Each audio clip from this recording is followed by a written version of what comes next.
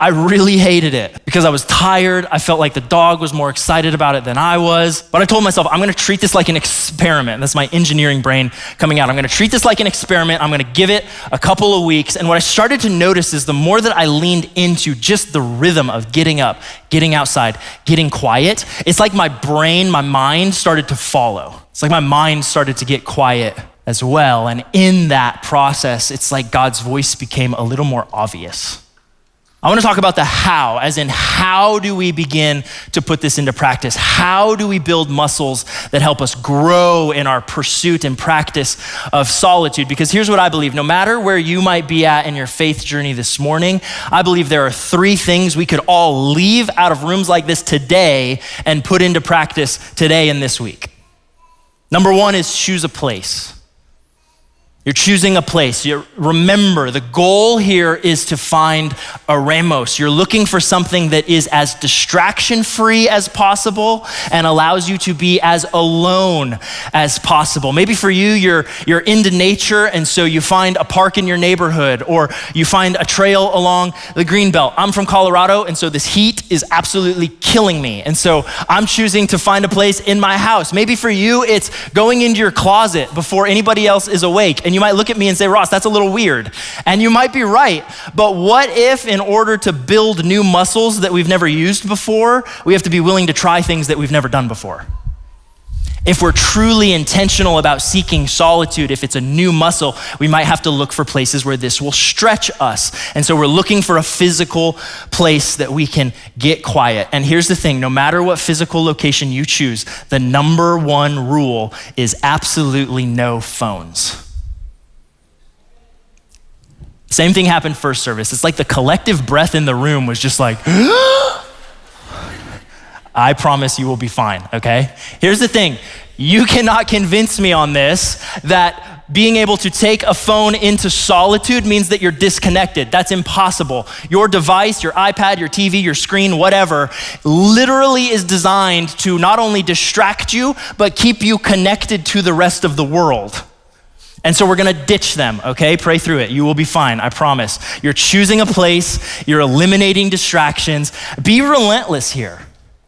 Be relentless. Number 2, we're choosing a time and we're choosing a rhythm.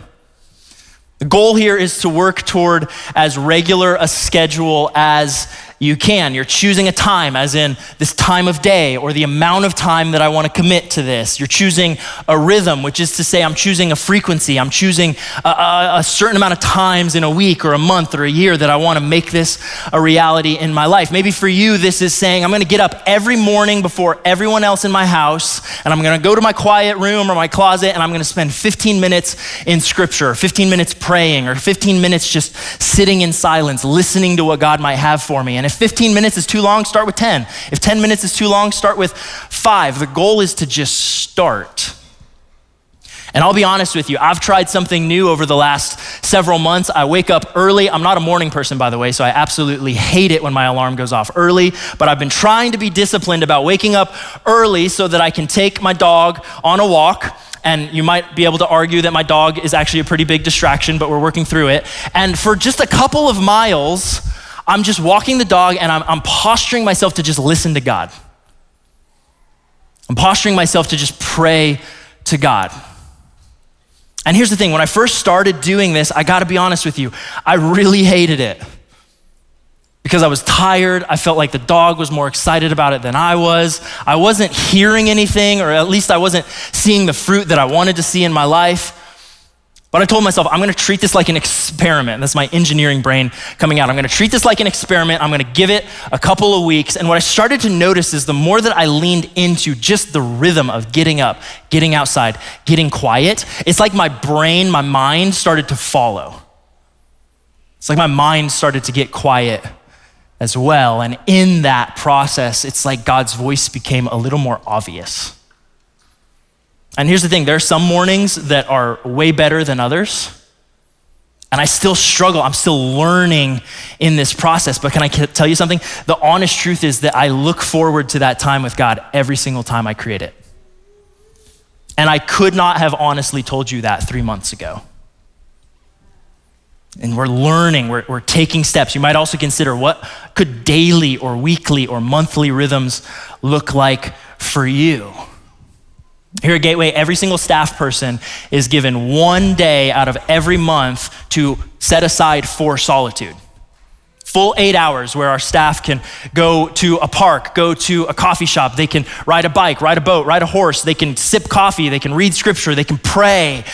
They're eliminating distractions. They're finding solitude as best that they can. And you might hear that and think, man, Ross, that sounds unreasonable. And you're right if the goal is to be productive. But that's not the goal. The goal is to encounter God. And there is no clock, there is no quota on that. And can you imagine? This is something I'm wrestling with, creating a full day. That's hard. You can ask my wife, you can ask my team. I want to get better at it, but can you imagine the kind of people that we would grow into if we took the steps over weeks and months, maybe even years, to be able to sit for an entire day with God? That would be such radical transformation, wouldn't it?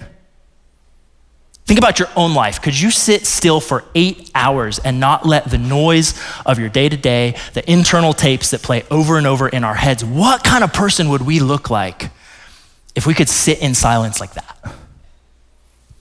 And here's what I'm not saying. I am not saying start with 8 hours, right? That will be frustrating and it will probably make you want to stop doing it. But what can you start with? Start small.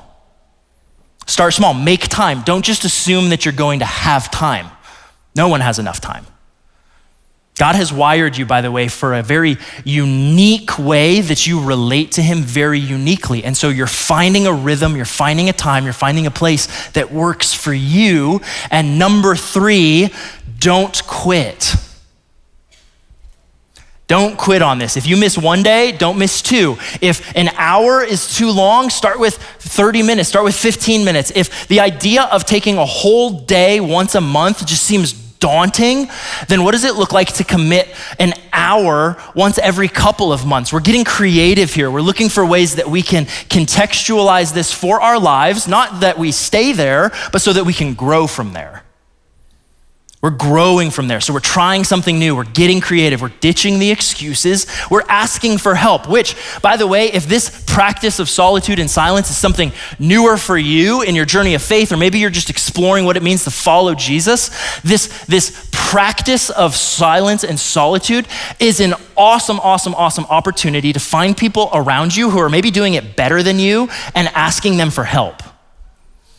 Which means if you're strong in this area, what does it look like for you to keep growing by inviting people along the journey with you? If this comes naturally to you, find someone for whom it does not and help them, help guide them. I promise we welcome it. If we're being honest, we want it. And here's the thing, you will struggle. You will want to throw in the towel.